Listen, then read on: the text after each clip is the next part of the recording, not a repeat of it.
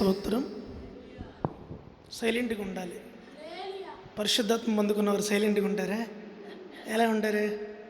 చేపలు నీటిలో ఎలా ఉంటాయి చెప్పండి? నీటిలో ఎలా ఉంటాయి? చేపలు నీటిలో ఎలా ఉంటాయండి? సైలెంట్గా ఉంటాయా? స్తోత్రం చెప్పు. హల్లెలూయా. దేవుని నామమునకే మహిమ కలుగును గాక. ప్రభువైన యేసుక్రీస్తు నామంలో కూడి ఉన్న దేవుని జనాంగమైన మీ అందరికీ, అలాగే ప్రత్యేకంగా ఆహ్వానించిన దేవుని దాసులు గిద్దోనయ్య గారు, వారి కుటుంబమునకును, వారి కుమారులకును, సహోదరి శిష్యారికి అందరికి కూడా హృదయపూర్వకమైన వందనాలు. దేవునికి స్తోత్రం. నా పేరు ఇసాక్. మా నాన్నగారి పేరు అజరీ గారు. వారు నున్న గ్రామంలో జన్మించారు. నున్న గ్రామంలో 1981 సంవత్సరంలో గ్రామాన్ని విడిచి తెలంగాణ ఖమ్మం జిల్లా సత్తుపల్లి నియోజకవర్గం కల్లూరు ప్రాంతానికి దేవుని పరిచర్య కొరకై వెళ్ళారు. వారు గ్రామాన్ని విడిచి వెళ్ళే సమయానికి మరి దైవస్వరూపి సహవాసంలో అప్పటి వరకు ఎక్కువ దూరము ప్రయాణం చేసి ప్రాంతము మారి ఎక్కువ దూరం వెళ్ళిన సేవకులు ఎవరూ లేరు. దేవుడు సరాసరి అంటే అంతకుముందు వాళ్ళ గురువు గారు వెళ్ళారు నెల్లూరు పట్టణానికి, లాజరస్ అయ్య గారు. ఆ తర్వాత నాన్నగారు 100 కిలోమీటర్ల పైన దూరము ఉన్నటువంటి ఆ గ్రామాన్ని ప్రభు చూపిస్తే, ప్రభు దర్శనం ప్రకారము అన్నీ విడిచిపెట్టి, సమస్తాన్ని విడిచిపెట్టి దేవుని మాట కొరకు ఆ ప్రాంతానికి వారు వెళ్ళారు. స్తోత్రం చెప్పండి. దేవునికి స్తోత్రం. అక్కడికి వెళ్ళిన తర్వాత అక్కడ ప్రార్థన విషయాలు ఎవరికి తెలియదు. అప్పుడు ప్రార్థనకు రండి అని పిలిస్తే అక్కడ ఉన్నవారు అన్న మాట ఏంటంటే, మేము ప్రార్థనకు వస్తే మాకేమీ ఇస్తావు, మేము ప్రార్థనకు వస్తే మాకేమీ ఇస్తావు. అలాంటి అనాగరికమైన ప్రజల ఆలోచనల నుండి దైవజనులు ఆ గ్రామంలో 39 సంవత్సరాలు పరిచర్య చేసిన తర్వాత వారు పిలువబడిన సమయము చాలా కఠినమైన సమయము. ఆంక్షలు ఉన్నాయి, లాక్డౌను. దేవుడు ఆ సమయంలో వారిని పిలిచినప్పుడు యవనస్తులైన వారు 60 మంది వారి యొక్క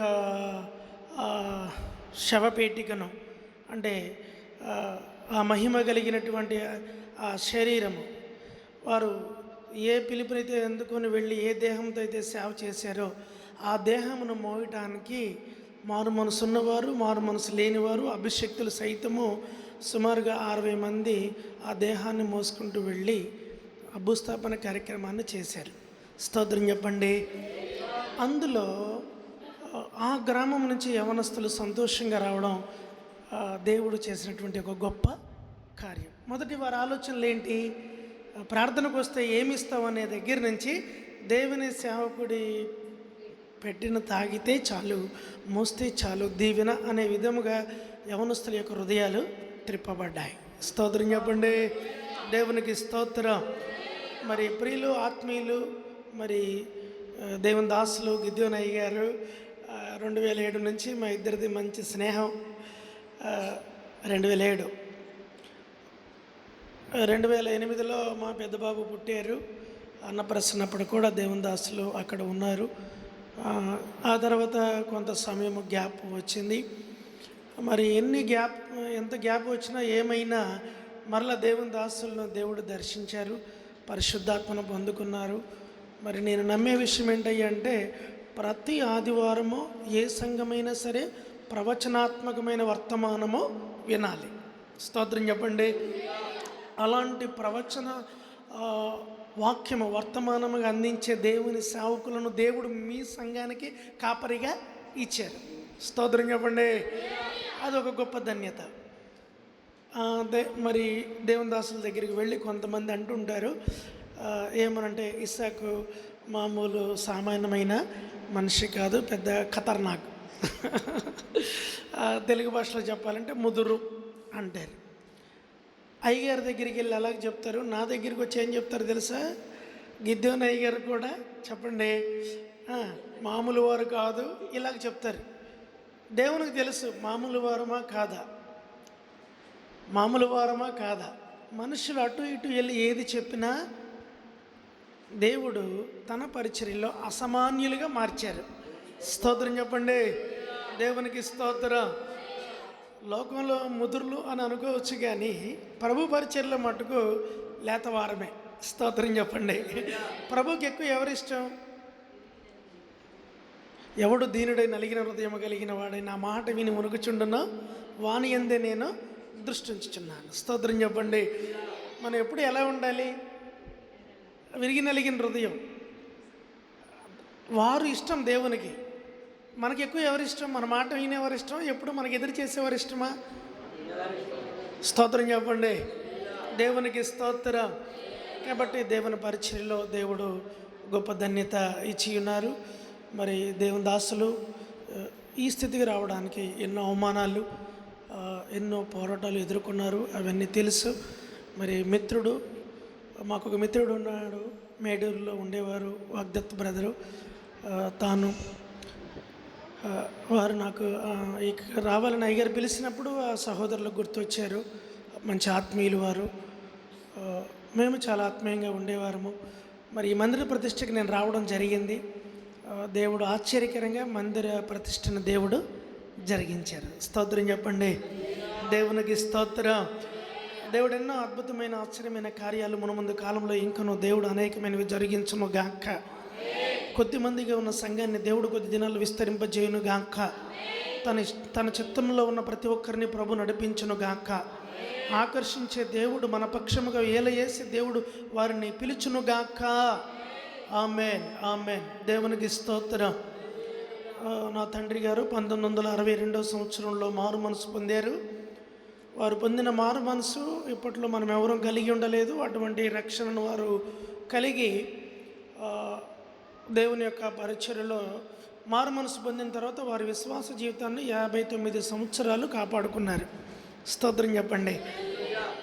ఎటువంటి హెచ్చింపు స్వభావం లేకుండా ప్రభులోనే ప్రభు కొరకు దీనులై నలిగిన హృదయం కలిగిన వారే, విరిగి నలిగిన హృదయం గలవారే పరిచర్యలో వారు ముందుకు కొనసాగారు. వారు యవ్వన కాలంలో ఉండగా మారు మనసు పొందిన తర్వాత ఒక దినమున బస్సు ప్రయాణం చేయించున్నారు. అప్పట్లో నాకు బాగా జ్ఞాపకం, 94 సంవత్సరంలో కూడా 95లో నాకు జ్ఞాపకం ఉన్న ఒక విషయం ఏమిటయ్యా అంటే, సింగనగర్ రైల్వే బ్రిడ్జి కట్టలేదు. అలాగూ రైల్వే బ్రిడ్జి బస్సులో ప్రయాణం చేస్తూ ఉండగా రైలు బ్రిడ్జి దాటాల్సి వచ్చింది. ఆ గేటు వేయలేదు. రైలు వస్తుంది. రైలు వస్తుంటే గేటు వేద్దామంటే గేటు అప్పుడు ఇది ఒక తీగ ఉంటుంది, అది తిప్పేవారు, చేత్తో తిప్పేవారు. అది వేయటానికి కుదరలేదు. ఒక లారీ ఆగిపోయింది మధ్యలో. ట్రాక్ మీదకి వచ్చి బస్సు ఆగిపోయింది. అటు నుంచి ఏమొస్తుంది? ట్రైన్ వస్తుంది. ఇంత నాగరికత లేదు. ఆ దినములలో బస్సులో అందరూ అప్పుడు మరణ కేకలు వేశారు. అయిపోతున్నాం, ఇంకా పరిస్థితి లేదు, లారీ కదిలేదు లేదు, బస్సు దిగి ప్రాణాన్ని రక్షించుకునే అవకాశం కూడా లేని పరిస్థితుల్లో ఆ లారీకి సెల్ఫ్ ఆగిపోయిందంట. సెల్ఫ్ స్టార్ట్ అవ్వడము, లారీ అలా ముందుకెళ్ళటము, బస్సు అలాగూ రైల్వే ట్రాక్ దాటి ముందుకు రావడం, ట్రైన్ అలా వెళ్ళిపోవడం. స్తోత్రం చెప్పండి, దేవునికి స్తోత్రం. అప్పుడు ఆ బస్సులో ఉన్నవారు అందరూ అనుకుంటున్నారంట ఒక మాట, ఈ బస్సులో దేవునికి కావలసిన వారు, భగవంతునికి కావలసిన వారు ఎవరో? స్తోత్రం చెప్పండి. ఆ కావలసిన వానిలో నుండి దేవుడు నన్ను రప్పించారు. దేవునికి స్తోత్రం. ఈరోజు మీ మధ్యలో వాక్యం చెప్పడానికి దేవుడు కృపనిచ్చారు. మరి చాలా సంతోషం. దేవుని యొక్క మాటలు సజీవమైనవి. దేవుని యొక్క వాక్యము చెప్పండి సజీవమైనది. మనం సజీవమో మృతులమో చెప్పాలి. స్తోత్రం చెప్పండి. సజీవులైన వాళ్ళందరూ చేతులెత్తి స్తోత్రం చెప్పండి. దేవుని నామమునికి మహిమ కలుగును గాక. ఇలాగూ మరి దేవుని దాసులు, మరి నేను 2007లో దేవుని యొక్క పరిచర్యలోనికి రావడము జరిగినది. మరి దైవజనులు పిలిచారు, మీరు వాక్యం చెప్పాలన్నప్పుడు నేను అంత ప్రసంగికుడును కాదు, వాక్యం నేను ఏం చెప్తానో, వద్దు రాలేను, ప్రసంగికుడిని పిలవండి అంటే అయ్యగారు ఒక మాట అన్నారు. ఎవరు అనలేదు ఆ మాట ఇంతవరకు. నాకు కావలసింది ఆత్మీయులు. స్తోత్రం చెప్పు. ఏం చెప్పండి? ఆత్మీయులు. నేను ఈరోజు ఉదయకాలంలో సంతోషించిన విషయం ఏంటంటే, ఆ, లౌకిక లౌకికత్వాన్ని కోరుకోకుండా, అసలు ప్రజలంట దురద చెవులు గలవారంట. వారు తమకిష్టం వచ్చిన మాటలు చెప్పేవారిని పోగు చేసుకుంటారంట. అటువంటి బోధకులను కాకుండా నిత్యము దేవునిలో ఆలోచించేవారిగా ఉండే సేవకులు పిలువబడి మన సంఘంలో దేవుని మాటలు అందించడం మనకు జీవం. స్తోత్రం చెప్పండి, దేవునికి స్తోత్రం. కాబట్టి అలాగూ సేవకులు మిమ్మల్ని ఆత్మ సంబంధంగా పెంచుతున్నారు. స్తోత్రం చెప్పండి, దేవునికి స్తోత్రం. నేను సంఘంలో ప్రకటించే విషయం ఏంటంటే, నేను పరిచయం చేస్తున్న చిన్న సంఘంలో ఎటువంటి తలంతు ఆత్మ పొంది ఉన్న దైవజనుడు వచ్చి ఇక్కడ వాక్యం చెప్పినప్పుడు, సంఘంలో వాక్యం చెప్తే, వాక్యము చెప్పిన సేవకుడు ఇంకా నేను అందించి ఉంటే బాగుండేది. స్తోత్రం చెప్పండి, ఇంకా నేను ప్రభువులో కష్టపడి ఉంటే బాగుండేది అన్న విధముగా సంఘము తయారు కావాలి. ఆమేన్ చెప్పండి. సంఘం ఎలా ఉండాలి? అయ్యగారులు వస్తారు, చెప్తారు, వెళ్ళిపోతారు. మనం అనుసరిస్తే అనుసరించాం, గ్రహిస్తే గ్రహించాం, లేకపోతే లేదు అని అనుకోకూడదు. ఇప్పుడు వచ్చిన దైవజనుడు నేనే కాదు, మళ్ళీ రేపు ఇంకో దైవజనుడు, గొప్ప దైవజనుడు రావచ్చు. అశోక్ గారు, దేవుడు వారికి ఇచ్చిన తలంత ఏంటంటే, వారి మాటలు మీరు జాగ్రత్తగా వినండి. పై క్రాక్స్లో సీల్ పోస్తే ఎలా అతుక్కుంటుందో దేవుడు వారి నోట్లో అటువంటి జీవవాక్కులు ఉంచారు. స్తోత్రం చెప్పండి. ఇలాగూ ఏ దైవజనుడైనా సరే వచ్చి దేవుని యొక్క వాక్యాన్ని ప్రకటించడానికి ఏమవ్వాలి? సేవకుడు ప్రయాసపడాలి. స్తోత్రం చెప్పండి, దేవునికి స్తోత్రం. నేను సంఘానికి మరి ఒక విషయం చెప్తాను. సంఘాన్ని చూస్తే సేవకుడు ఆత్మ సంబంధంగా భయపడాలి. స్తోత్రం చెప్పండి. అలాంటి భయం ఉన్నప్పుడే ప్రభుపాదాలు పట్టుకుంటారు. నేను ప్రతిసారి ఎక్కడికి వెళ్ళినా ప్రభుపాదాలు పట్టుకుంటాను. ప్రభా, ఇప్పుడు నేను ఒక పరీక్ష రాయడానికి వెళుచున్నాను, నీవు నన్ను విడిచిపెట్టద్దు ప్రభా, నీవు నన్ను నేను మార్కుల కోసం ప్రయాసపడడం లేదు. నేను మార్కుల కోసం ప్రయాసపడడం లేదు, కానీ ఉత్తీర్ణత కోసం ప్రయాసపడుతున్నాను. స్తోత్రం చెప్పండి, దేవునికి స్తోత్రం. ఉత్తీర్ణత అని ఎప్పుడు చెప్తారు? ఎక్కువ మార్కులతో పాస్ అయితేనే ఉత్తీర్ణత అనే మాట అంటారు. స్తోత్రం చెప్పండి. బోర్డర్ మార్కులు వస్తే ఉత్తీర్ణత అంటారా? స్తోత్రం చెప్పండి. అంటే ఫుల్ఫిల్గా ఫలించాలి.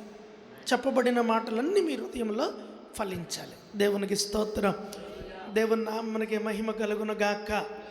మరి దేవుని సేవకులు యవన కాలంలో ప్రయాసపడుతున్నారు. వాళ్ళు పెరగగా చాలా ప్రాంతాలు ప్రయాణం చేస్తూ ఉన్నారు. వారి కొరకు మనం ప్రతిదినము ప్రార్థన చేయాలి. మీకు సేవకుని యొక్క ప్రయాణము, పరిచర్య తెలియకపోయినా ప్రభా, ఈ సమయంలో మా దీనదాసులు ఎక్కడున్నారో వారిని మీరు ఆవరించండి. స్తోత్రం చెప్పండి. ఇప్పుడు ఒకవేళ వాక్యం చెప్తూ ఉంటే వారిలో ఉండి మీరు మాట్లాడండి. ఈ ప్రార్థన సంఘ సపోర్టు దేవుని సేవకుడికి సమృద్ధిగా ఉండాలి. స్తోత్రం చెప్పండి. ఒకప్పుడు విశ్వాసుల పరిస్థితి చెప్తాను. ఒకప్పుడు విశ్వాసులు ఎలా ఉండేవారంటే, సేవకుడే చెప్పండి నావాడు, నా మనిషి, మా ఇంట్లో మనిషి. అమ్మ నాన్నకు చెప్పేవారు కాదు, తల్లిదండ్రులకు చెప్పేవారు కాదు, బిడ్డలకు చెప్పేవారు కాదు. వెళ్ళి సరాసరి ఎక్కడ చెప్పుకునేవారు? దేవుని సేవకుడికి. స్తోత్రం చెప్పండి, దేవునికి స్తోత్రం. అలాగే సంఘంలో ప్రారంభమైన ఆత్మలు నేటికి సంఘానికి నడిపించబడుతున్నాయి. స్తోత్రం చెప్పండి, దేవునికి స్తోత్రం. ఎలా ఉండాలి దేవుని సేవకుడితో మన మనస్సు? ఏది ఉన్నా చెప్పండి, ఎవరు చెప్పాలి? కాపరి, నా తండ్రి. కాపరి అంటే ఎవరు? దేవుని సేవకుడు ఎవరు చెప్పండి? తండ్రి, ఆత్మీయ తండ్రి. భారమును భరించేవాడు, నీ హృదయ లోతుల యొక్క వేదనను, కన్నీటిని పంచుకునేవారు. నీ కన్నీటిని చూసినప్పుడు నవ్వేవారు కాదు సేవకుడు, నీ కన్నీటితో కూడా ఏకీభవించేవారు. స్తోత్రం చెప్పండి, దేవునికి స్తోత్రం. నువ్వు నీ కన్నీటితో సమస్య చెప్పినప్పుడు దేవుని సేవకుని కంటిలో నుండి ఎప్పుడైతే కన్నీరు వస్తుందో నీ భారం అంతా ఏమవుతుంది? తేలికైపోద్ది. కారణం, నా బాధను భరించేవారు, పంచుకునేవారు ఒకరు ఉన్నారు. అటువంటి సేవకుడిని దేవుడు మీకు ఇచ్చారు. ఆమేన్ చెప్పండి, దేవునికి స్తోత్రం. మేము ఇలాంటి ఆత్మ సంబంధమైన విషయాలు మాట్లాడుకుంటూ ఉంటాం.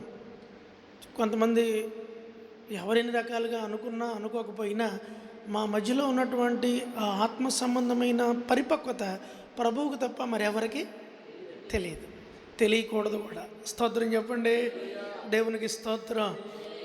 ఆత్మ సంబంధి అయితే ఆత్మ సంబంధి అయిన వాడు అన్నింటినీ వివేచించును అని రాయబడింది. ఆత్మ సంబంధి అయిన వాడు ఏం చేస్తాడు? అన్నింటినీ వివేచిస్తాడు. మనం అలాగూ ఎదగాలి. స్తోత్రం చెప్పండి, దేవునికి స్తోత్రం. మీ సేవకులు నాకు చాలా సమయం ఇచ్చారు. నా హృదయంలో ఉన్న ఆత్మ సంబంధమైన విషయాలన్నీ మీతో దేవుడు ఎంతవరకు చెప్పమని చెప్పారో నా జ్ఞప్తిలోకి ఉన్నాయన్నీ మీకు ఖచ్చితంగా ప్రకటిస్తాను. మీరు తీసుకున్నా తీసుకోకపోయినా ఖచ్చితంగా ఏదో ఒక రోజు ఇప్పుడు విన్న మాట మీకు 10 ఏళ్ల తర్వాత కూడా ఫలిస్తుంది. ఆమేన్ చెప్పండి. 15 ఏళ్ల తర్వాత కూడా ఫలిస్తుంది. నాకు వాక్యం చెప్పడం రాక ఆ సేవకుని ఈ సేవకుని బ్రతిలాడి చెప్పించే దినాల్లో సంఘంలో ఒక వాక్యం చెప్తే ఆ సహోదరికి సంతానం లేదు. విశ్వాసం కలిగి ప్రార్థనలో ఉండడానికి వచ్చి ఆమె డైరీ తీసి ఎప్పుడో 5-6 ఏళ్ల క్రితం చెప్పిన వాక్యాన్ని తీసి చూపిస్తుంది. పలానా రోజు మీరు యెషయా గ్రంథంలో పలానా వాక్యం చెప్పారు అయ్యారని. స్తోత్రం చెప్పండి. నాకు గుర్తులేదు. ఆమె జీవితంలో ఒక 6 సంవత్సరాల తర్వాత ఆ వాక్యం ఏమవుతుంది? ఫలిస్తుంది. ఆ మాట నన్ను ఎప్పుడు ఇలాగ ప్రార్థనలోకి నన్ను నడిపించిందని ఆమె చెప్పినది. ఇలాగ దేవుడు కార్యాలు చేస్తారు. అందుకనే మనము వినేటప్పుడు ఆసక్తి విషయంలో మాందులు కాక ఆత్మయందు తీవ్రత గలవారై ఉండాలి. స్తోత్రం చెప్పండి. ఆ తీవ్రత అనే మాట ఎప్పుడు వాడతారు? భూకంపం వచ్చినప్పుడు దేంతో కొలుస్తారు? తీవ్రతైనా భూకంపం దేంతో చెప్తారు? ఎందుకని అట్లా? అది సెకండ్స్లోనే కంపిస్తుంది. ఒక 10 సెకండ్లు 15 సెకండ్స్ కంపిస్తేనే ఇక మనకు ఆధారం లేదు. నిలబడిన వారు సైతం ఏం చేస్తారు? భూమిని పట్టుకుంటారు. కానీ నిలబడిన భూమి ఏమవుతుంది? కదిలిపోతుంది. నువ్వు దేవుని వాక్యం వినడానికి నీకేముండాలి? స్తోత్రం చెప్పండి. తీవ్రత లేకపోతే కష్టం, ఆసక్తి లేకపోతే చాలా కష్టం. ప్రభా ఈరోజు నేను వెళ్తున్నాను, సభకు వెళ్తున్నాను, ప్రభా ప్రార్థన కూడడానికి వెళ్తున్నాను, ఈ రోజున మీరు నాతో మాట్లాడండి. స్తోత్రం చెప్పండి, దేవునికి స్తోత్రం. పరిశుద్ధ లేఖన భాగంలో నుంచి మొదటి పేతురు 2వ అధ్యాయము 1వ వచనం నుండి 5వ వచనం వరకు చదువుకుందాం. ప్రభువు దయాళుడని చదవండి.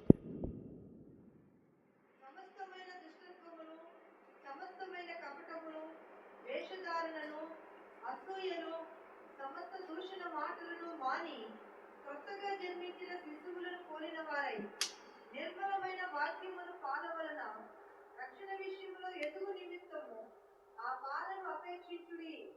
మనుషుల చేత విసర్జింపబడినను దేవుని దృష్టికి ఏర్పరచబడినదియు అమూల్యమును సజీవములైన రాయియకు ప్రభువునకు వచ్చిన వారై యేసుక్రీస్తు ద్వారా దేవునికి అనుకూలములకు ఆత్మ సంబంధమైన బలులను అర్పించుటకు పరిశుద్ధ యాజకులుగా ఉండునట్లును మీరును సజీవమైన రాళ్ల వలె నుండి ఆత్మ సంబంధమైన మందిరముగా కట్టబడుచున్నారు.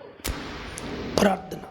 దేవా మీకు వందనాలు, స్తోత్రములు. ప్రభా చదవబడిన వాక్యం నీది. కొద్ది నిమిషంలో నీ మాటలు మేము వినబోతుండగా నీ పరిశుద్ధాత్మ నడిపింపు ద్వారా నీ దీన జనాంగానికి అవసరమైన మాటలు మీరు అందించి నీ నామమునకే మహిమ పొందమని క్రీస్తు నామములు అడిగి వేడుకొనిచున్నాం తండ్రి, ఆమేన్.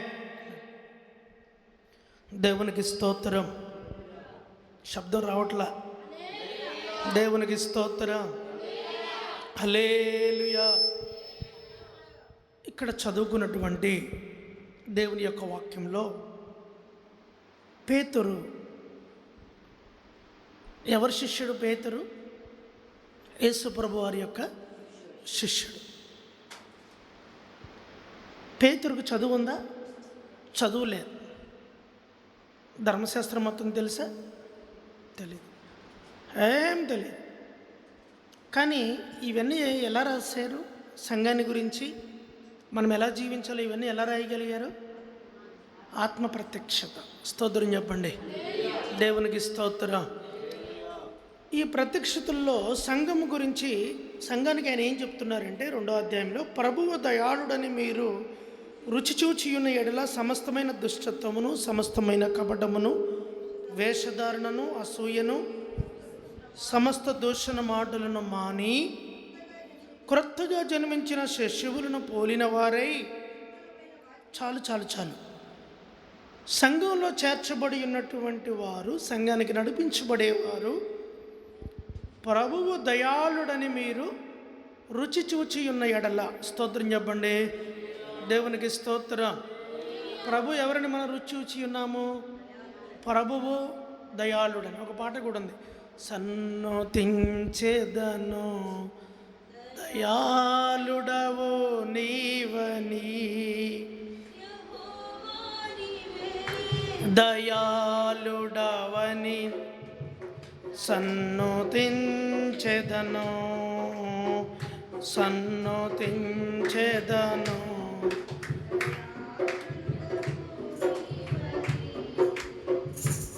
దానిలో సర్వసత్యంలో నన్ను నీవు నిలిపావు అని భక్తుడు పాట పాడతారు. ఇక్కడ ప్రభు దయాళుడని మనము రుచి చూచి ఉన్న ఎడల మనము విడిచిపెట్టాల్సినవి కొన్ని ఉన్నాయి. ఏంటి అవి? సమస్తమైన దుష్టత్వము, సమస్తమైన కపటమును, వేషధారణ, అసూయ, సమస్త దూషణ మాటలను మాని క్రొత్తగా జన్మించిన శిశువులను పోలిన వారై. చాలా స్తోత్రం చెప్పండి. విడిచిపెట్టాల్సిన ఏంటి? మానేయాల్సిన ఏంటి? దుష్టత్వము, కపటము, వేషధారణ, అసూయ, దూషణ మాటలు. వీటిని ఏం చేయాలి? విడిచిపెట్టాలి. ఎఫెసీ సంఘంతో పౌలు గారు అంటారు, 5వ అధ్యాయం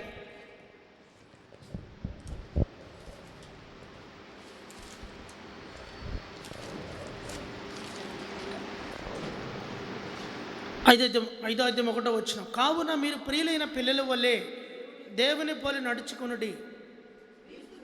క్రీస్తు మిమ్మల్ని ప్రేమించి పరిమళ వాసనగా ఉండుటకు మన కొరకు తన్ను తాను దేవునికి అర్పణముగాను బలిగాను అప్పగించుకొనెను. అలాగునే మీరును ప్రేమ కలిగి నడుచుకునుడి.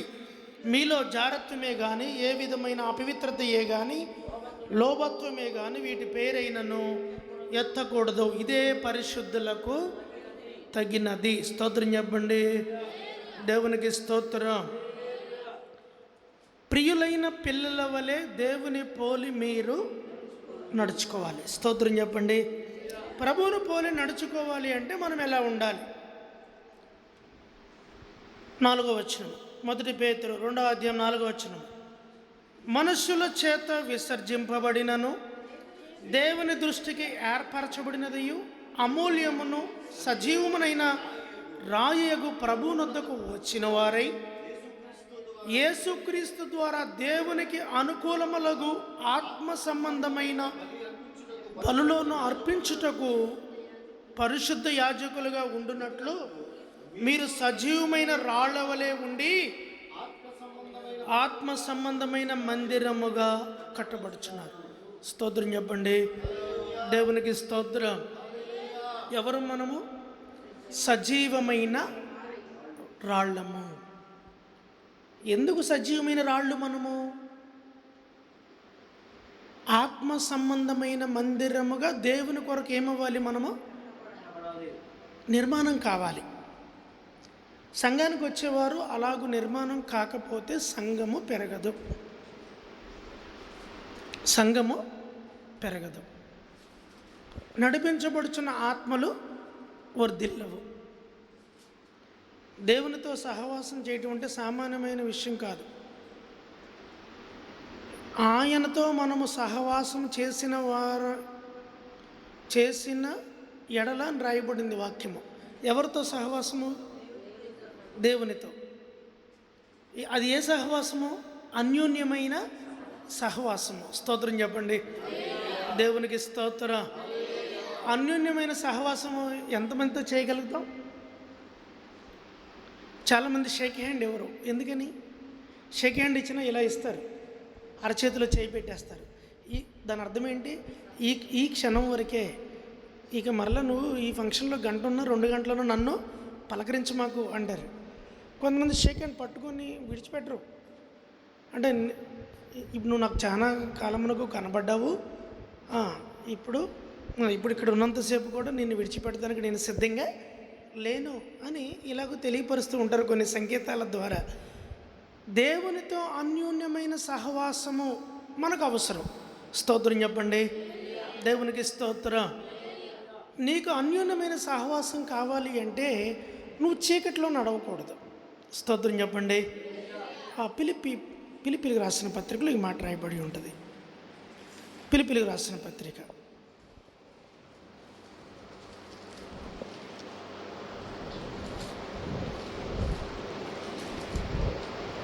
2వ అధ్యాయము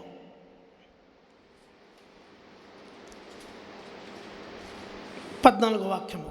మీరు మూర్ఖమైన వక్రజనము మధ్య నిరపరాధులను, నిష్కళంకులను, అనిందులనైన దేవుని కుమారులగునట్లు సనుగురులను, సంశయములను మాని సమస్త కార్యములను చేయడి. ఏంటివి? అట్టి జన్మ మధ్యను మీరు జీవవాక్యమును చేతబట్టుకొని లోకమందు జ్యోతుల వలె కనబడుచున్నారు. అందువలన నేను వ్యర్థముగా పరుగెత్తలేదనియో, నేను పడిన కష్టము నిష్ప్రయోజనము కాలేదనియో, క్రీస్తు దినమున నాకు అతిశయ కారణము కలుగును. స్తోత్రం చెప్పండి. దేవునికి స్తోత్ర. దేవుడు తన సేవకులకు గొప్ప కృప ఇచ్చారు. సేవకులు సంఘం కోసం చాలా ప్రయాసపడతారు. నేను మధ్యరాత్రి లేచి మోకరించి ప్రార్థన చేస్తాను. మధ్యరాత్రి మేలుకు వచ్చినప్పుడు సంఘం కొరకు ప్రార్థన చేస్తాను. సంఘంలో ఒక సహోదరి మధ్యరాత్రి మేలుకుని ఉండే ఆమె వచ్చి చెప్తుంది, నాకు మీ గురించి ఒక దర్శనం ఉంది అయ్యారు అంది. ఏంటమ్మా అంటే, అయ్యా మీరు రాత్రులు నిద్రపోవట్లేదంట, సంఘం కొరకు మెలకువగలిగే ప్రార్థన చేస్తున్నారు, ఇలాగ నాకు దర్శనం వచ్చిందని చెప్పింది ఆమె. నాకు ఇప్పుడు అర్థమైంది, అవును, సంఘం కొరకు బాధ్యత తీసుకోవాల్సింది ఎవరు? సేవకుడే. స్తోత్రం చెప్పండి. దేవునికి స్తోత్రం. సంఘము కొరకు అంత బాధ్యత తీసుకుని ప్రార్థన దేవుని సేవకుడు చేస్తూ ఉంటే ప్రతిఫలము ఆశించకుండా చేస్తాడు సేవకుడు. స్తోత్రం చెప్పండి. ప్రతిఫలం ఆశించకుండా సంఘం కొరకు. పిల్లల్ని మనం ఎందుకు చూస్తాం? పెద్దోళ్ళు అయిన తర్వాత అని చూస్తారా? పెద్దోళ్ళు అయిన తర్వాత పిల్లలు నన్ను చూస్తారని ఏ తల్లిదండ్రులు చూడరు. అట్లాంటి కుంటివారిని ఎలా చూస్తున్నారు, గుడ్డివారిని ఎలా చూస్తున్నారు, అంగవైకల్యం కలిగిన తల్లిదండ్రులు ఏమి పెట్టుబడి ఆశించి పిల్లలను చూస్తున్నారు? స్తోత్రం చెప్పు. దేవునికి స్తోత్రం. ప్రభువే అతిశయ కారణమని పౌలు గారు అంటున్నారు. కానీ మీరు ఏం చేయాలి? సజీవమైన రాళ్ల వలె మీరు ఉన్నారు అని గుర్తేమిటయ్యా అంటే ఏమిటి? మూర్ఖమైన వక్రజనము మధ్య నిరపరాధులను, నిష్కలంకులను, అనిందులైన దేవుని కుమారులగునట్లు సనుగులను, సంశయములను మాని సమస్త కార్యములను చేయడి. అట్టి జన్మ మధ్యను మీరు జీవవాక్యమును చేతపట్టుకొని లోకమందు జ్యోతుల వలె కనబడుచున్నారు. అందువలన నేను వ్యర్థముగా పరుగెత్తలేదు. స్తోత్రం చెప్పండి. దేవునికి స్తోత్రం. దేవునికి స్తోత్రం. పిల్లలు బాగా ఇసిగిస్తే ఏమంటారు? దయ్యం పట్టిందా అంటారు. ఎప్పుడు చేయని విధంగా ఇప్పుడు చేస్తున్నామేంటి? నాకు 2 కుమారులు ఉన్నారు. ఒక కుమారుడు ఆయనకి ఒకసారి షర్ట్ కొనమన్నాడు. ఆయనకి ఇష్టమైన షర్ట్ ఉతికారు. అది ఎందుకు ఉతికారు, నాకు అదే వేసుకుంటాను అని ఏడ్చి ఆ చొక్కా కొనే వరకు ఏడ్చాడు. చొక్కా కొనేలోపు భయంకరంగా కొట్టిన మంకు వెళ్ళలేదు. చొక్కా కొనిన తర్వాత ఆయనకి మంచిగా మనశ్శాంతి వచ్చింది. స్తోత్రం చెప్పండి. దేవునికి స్తోత్రం. ఇప్పుడు అలాంటి సమయంలో మనం పిల్లల్ని ఏమంటాం? దయ్యం పట్టిందా, ఎప్పుడు ప్రవర్తించిన విధంగా ఇప్పుడు ప్రవర్తిస్తున్నావు, అర్థం చేసుకోవా అని చెప్తూ ఉంటాం. మనము జీవవాక్యమును చేతపట్టుకోవాలి. స్తోత్రం చెప్పండి. దేవునికి స్తోత్రం. దేవుని యొక్క వాక్యము మనలో మండుతూ ఉంటే సాతాను మన దరికి చేరే అవకాశం లేనే లేదు. మీలో చాలామంది బాప్తీసాలు పొందారు. అసలు బాప్తీసం పొందిన తర్వాత ఎలా ఉండాలి? ఎలా ఉంటే ఆత్మలను సంఘానికి మనం ఆకర్షించగలుగుతాం? కొలస్సీలకు రాసిన పత్రిక 2వ అధ్యాయము 12వ వచనం. మీరు బాప్తిస్మమందు ఆయనతో కూడా పాతి పెట్టబడిన వారై ఆయనను మృతులలో నుండి లేపిన దేవుని ప్రభావమందు విశ్వసించుట ద్వారా ఆయనతో కూడా లేచితిరి. స్తోత్రం చెప్పండి. ఎలాగ లేపబడ్డాం? మనము ఒకప్పుడు చనిపోయాం. మీకు ఎంతమందికి తెలుసు? మనము చనిపోయిన సంగతి మీకు తెలుసా? ఇప్పుడు సజీవులే. మార్త దగ్గర యేసుప్రభు వారు అంటారు, మార్త అంటది యేసుప్రభు వారితో, అయ్యా పునరుద్ధానం మందు తిరిగి లేస్తారు. యేసుప్రభు వారు ఏమంటారు? పునరుద్ధానమును జీవమును నేనే, నా యందు విశ్వసించువాడు చనిపోయినను బ్రతుకును. స్తోత్రం చెప్పండి. దేవునికి స్తోత్రం. ఇప్పుడు మనం చనిపోయి ఒకసారి బ్రతికాం, అవునా? నాకు అనుమానంగానే ఉంది. మీరు కొత్తగా చూస్తున్నారండి. మేము ఎప్పుడు చచ్చిపోయాం అయ్యారు? రోమిలికి రాసిన పత్రిక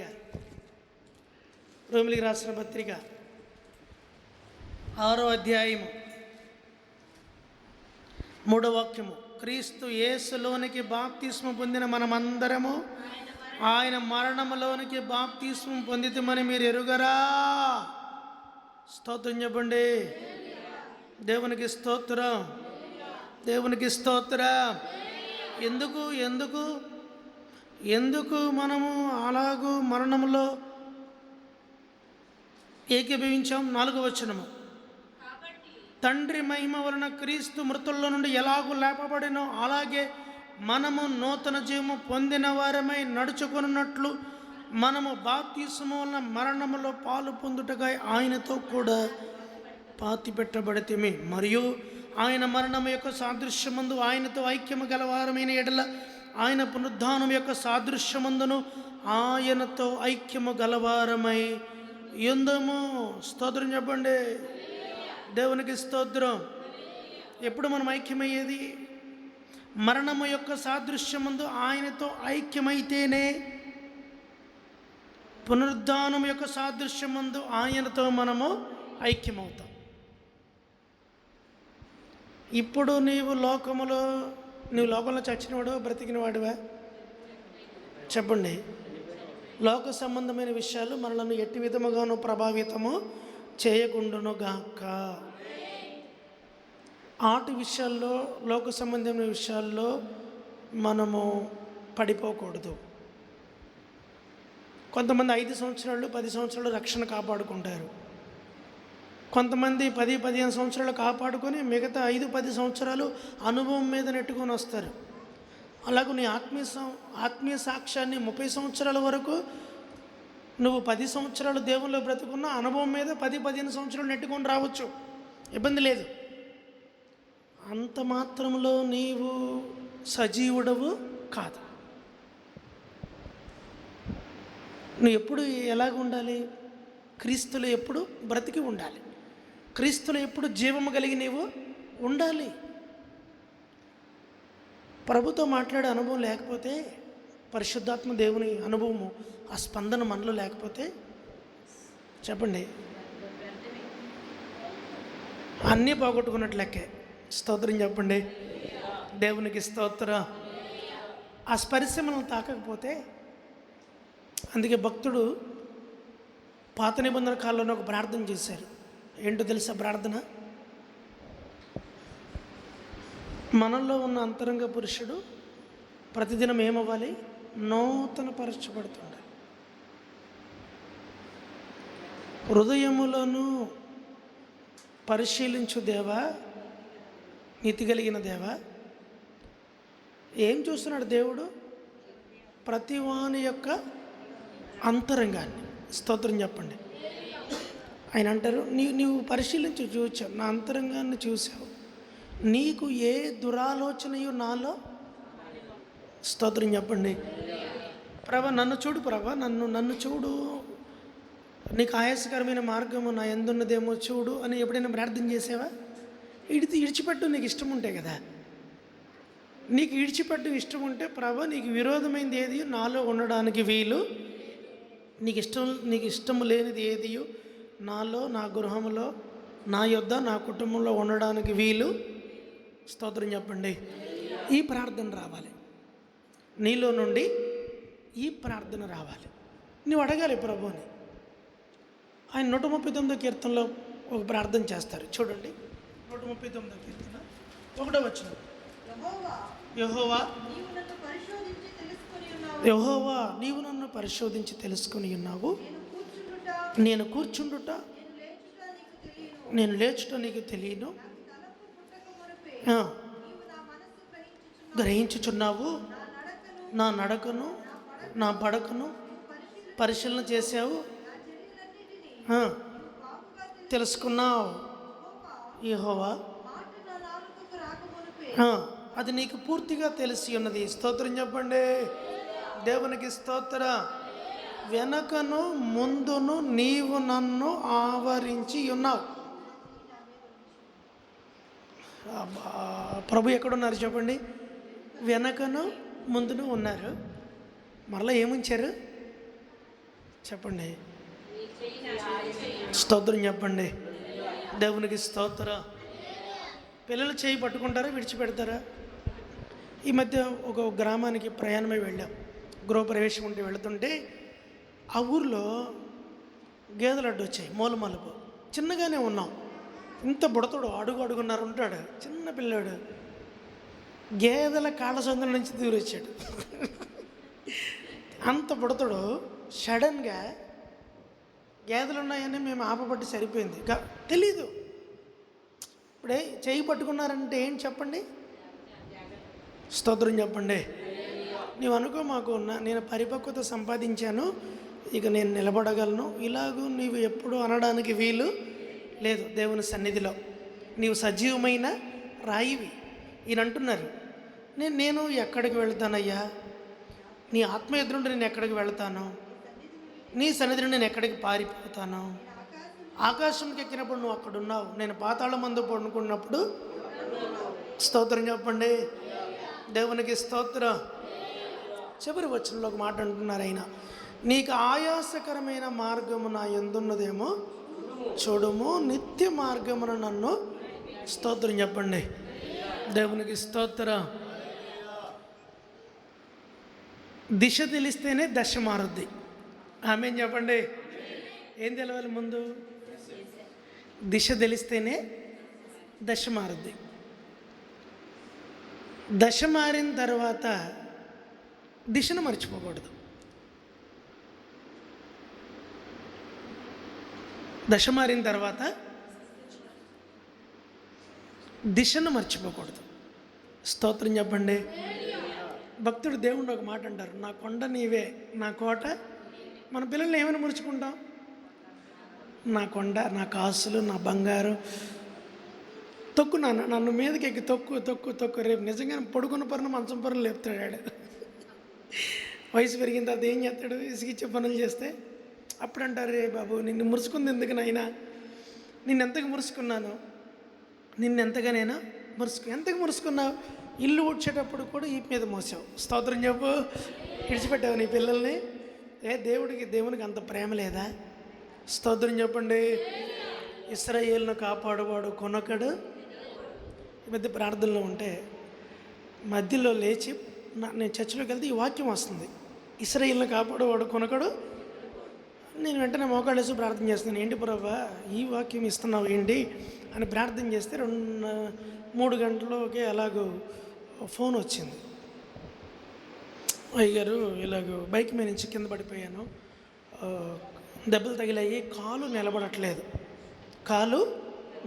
కూర్చొని కాలు ఇలా నిలిపితే నిలబడడం లేదు, ఉరిగిపోతుంది.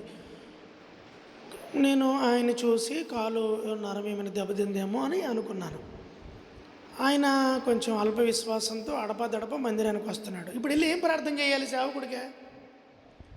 ఇప్పుడు వెళ్ళి ఏమైనా ప్రార్థన చేయాలి? ప్రభా నీ బిడ్డ క్రమం తప్పకుండా గుడికి వస్తున్నాడు, ఆజ్ఞలు అనుసరిస్తున్నాడు తండ్రి, ఈ క్షణం మందే ముట్టి చెప్పండి అని ప్రార్థన చేయాలి.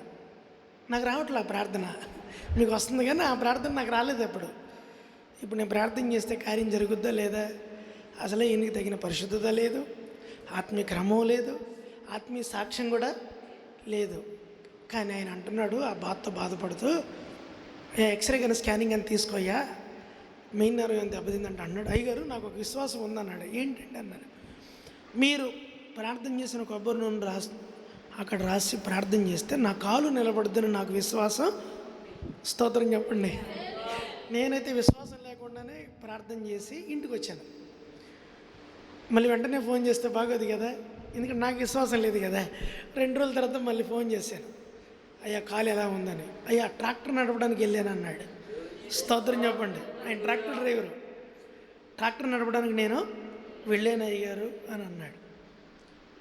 చెప్పాను, నిన్ను బ్రతికించింది ప్రభు, నిన్ను బ్రతికించింది ప్రభు, ఇశ్రాయేలును కాపాడువాడు అని ఈ వాక్యం నా చెవులో వినపడింది. అయ్యా మధ్యాహ్నం ఇలా ఏంటి ప్రభా ఈ వాక్యం వినిపిస్తుంది, దేవుడు నిన్ను మర్చిపోలేదయ్యా, ప్రభువుని నువ్వు విడిచిపెట్టద్దు. అసలు అంతకుముందు జరిగినటువంటి ఒక 10 సంవత్సరాల క్రితం జరిగినది ఏంటంటే, యవనస్తుడిగా ఉన్నాడు, అప్పుడే పెళ్ళయింది. ఆయనకి ఒక గొప్ప ఉపద్రవం జరిగింది.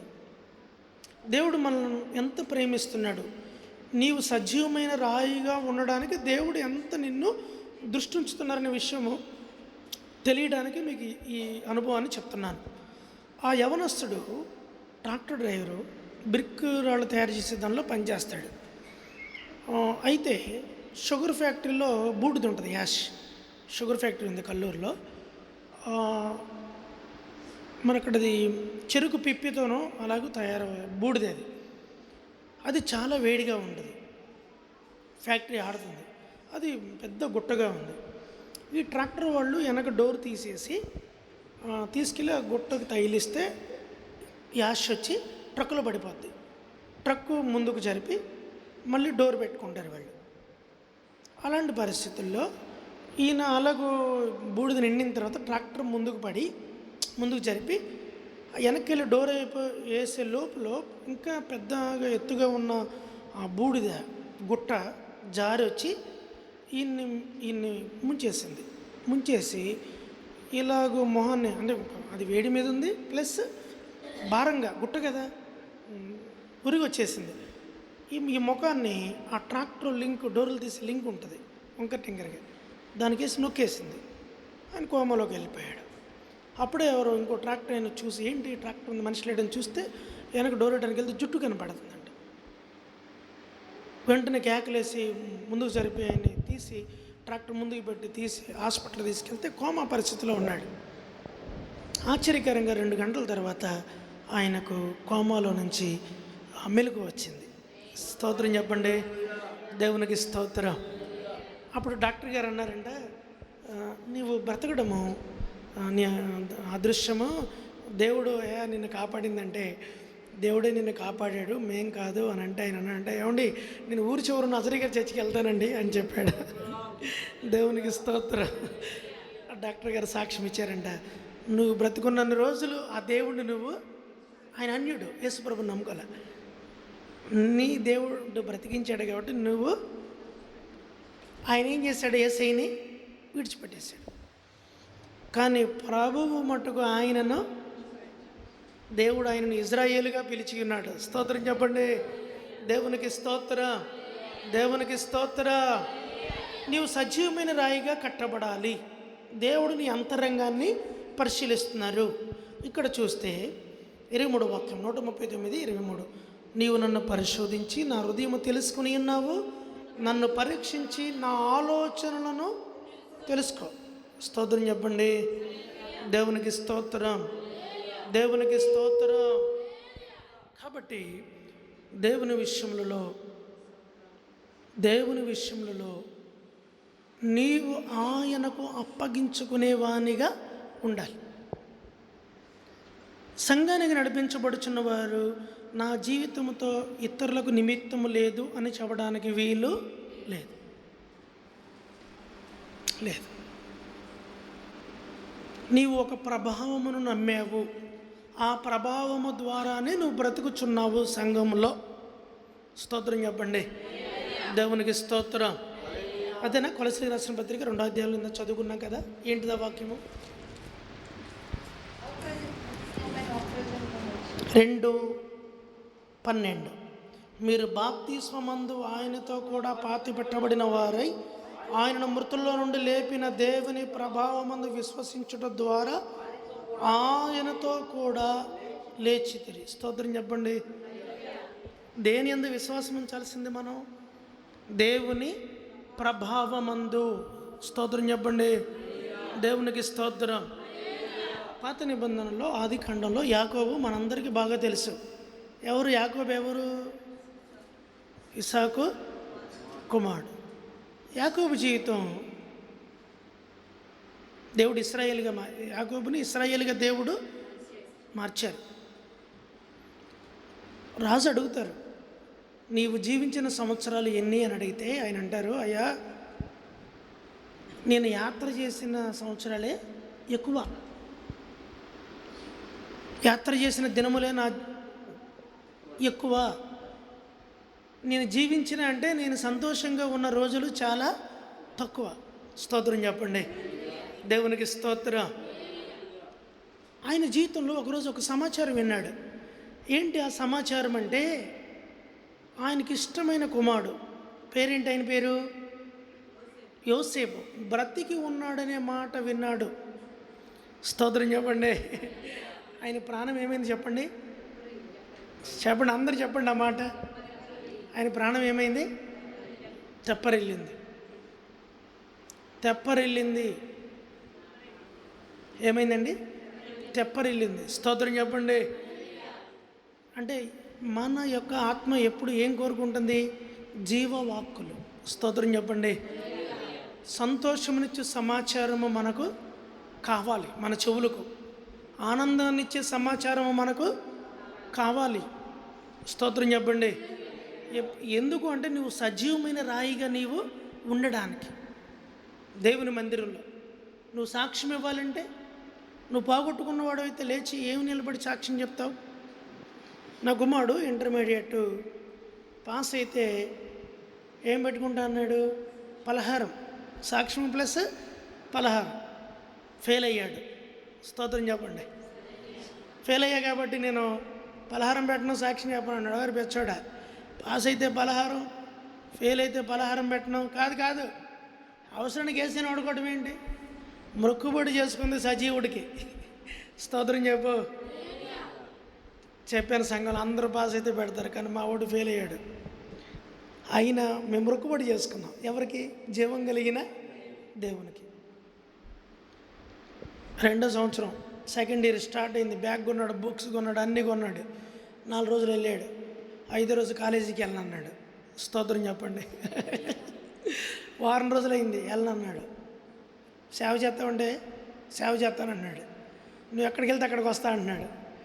అయ్యి బాబోయ్, చదువు లేకుండా మన ఎమ్మటి తిప్పుకుంటే ఏం ప్రయోజనం? సరే, ఇంటర్మీడియట్ ఫెయిల్ అయ్యాడు.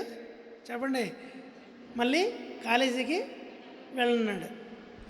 జరిగిన విషయం ఏంటంటే కాలేజీకి వెళ్ళకుండా వెళ్ళినప్పుడైనా ఒక సబ్జెక్ట్ ఫెయిల్ అయ్యాడు. కాలేజీకి వెళ్ళకుండా